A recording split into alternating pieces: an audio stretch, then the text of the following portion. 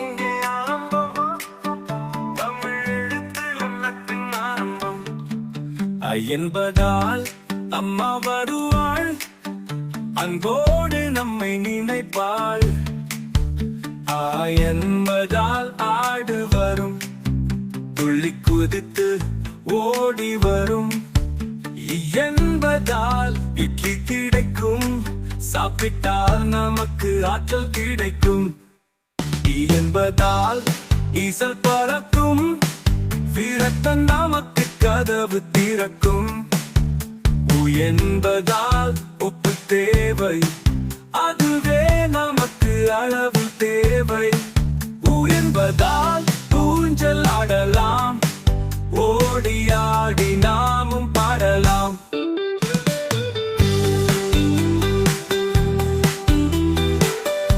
என்பதால் எரியும்